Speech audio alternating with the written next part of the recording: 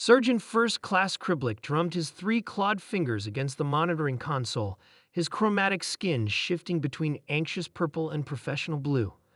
The other instructors of the Galactic Coalition Academy's Elite Ranger program huddled around him, their various appendages twitching with concern. "It's been 7 days," whispered Lieutenant Dov, her crystalline exoskeleton glinting under the harsh light of the command center.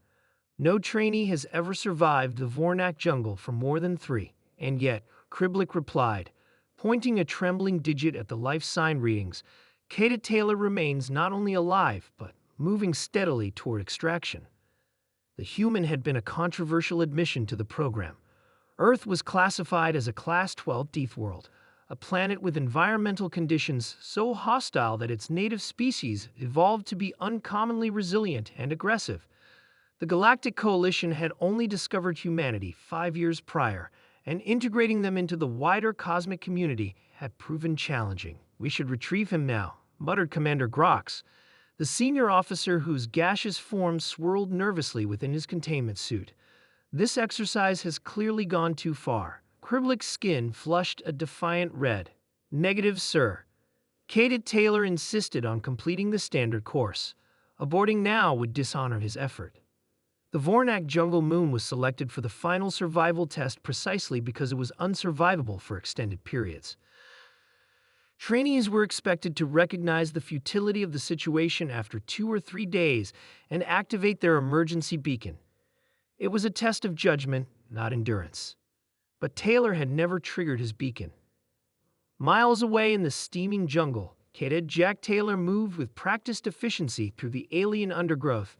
His uniform hung in tatters from his frame, now augmented with woven vines, and the cured hide of a predator that had made the mistake of attacking him on day 3. His exposed skin was covered in a mixture of mud and the sap from a particular blue-leafed plant he discovered had remarkable insect-repelling properties.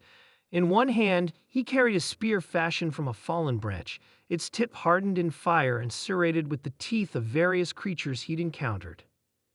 As Taylor reached a stream, he knelt and filled his canteen, crafted from the hollowed-out exoskeleton of an arthropod-like beast nearly twice his size. He smiled, remembering the looks on his classmates' faces when he'd enlisted. "You're going where?" his friend Raj had asked. "You know they're setting you up to fail, right? No human has ever made it through Elite Ranger training." Jack had simply shrugged. "Then I'll be the first." A rustling in the underbrush snapped him back to attention.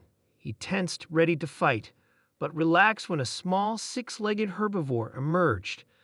Not worth the energy to hunt, he decided, continuing toward his objective.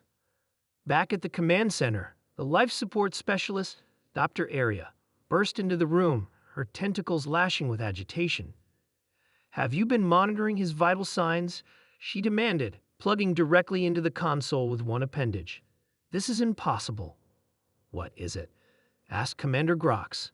"His cortisol levels should be astronomical after a week in those conditions," Aria explained, "but they're only moderately elevated. And look at his neurotransmitter balance. He's not just surviving, he's adapting."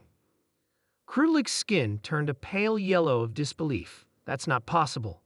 The jungle hosts 57 different apex predator species, 32 varieties of toxic flora, and ambient conditions that should induce hypothermia in most species. And yet," Dr. Aria said, pointing to the metrics, "he appears to be thriving." Taylor paused at the edge of a clearing, studying the massive carnivorous plant blocking his path.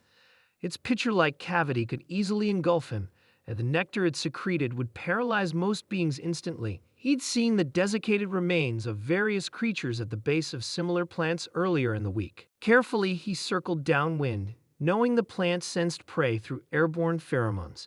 As he moved, he reflected on the academy training that had brought him here. The alien instructors had been doubtful from the start. Humans were strong for their size, yes, but lacked the natural advantages of other species. No poison glands, no enhanced sensory organs, no specialized defensive structures. What humans did have, Taylor knew, was adaptability and determination, born from evolving on a planet that constantly tried to kill them. He reached the extraction point as dusk fell, setting up a small camp, rather than immediately signaling his presence. One final night under the stars of this deadly moon seemed fitting after everything he'd overcome. Morning arrived with a cacophony of alarms in the command center. "He's at the extraction point," Lieutenant Dove exclaimed. "But he hasn't activated his beacon," Kriblick noted, his skin cycling through confused colors. Commander Grox expanded his gaseous form in agitation. "Send the retrieval shuttle immediately." As the craft descended through the atmosphere, the assembled instructors watched the live feed with mounting disbelief. There stood Cadet Taylor, not huddled in terror or collapsed from exhaustion, but calmly waiting, equipped with tools and weapons. He fashioned himself. When the shuttle landed, the human saluted sharply, then gestured to a collection of specimens laid out on a leaf mat, various plants, insects, and mineral samples, each carefully categorized. "Cadet Taylor reporting successful completion of survival exercise, sir," he announced to the stunned retrieval team. "I've taken the liberty of collecting samples that might benefit our xenobiology and pharmacology departments." The debriefing that followed became legendary within the Galactic Coalition. The Academy's curriculum was overhauled to account for the human factor. Kriblick was promoted for his insistence on trusting the human cadet's capabilities. And Taylor?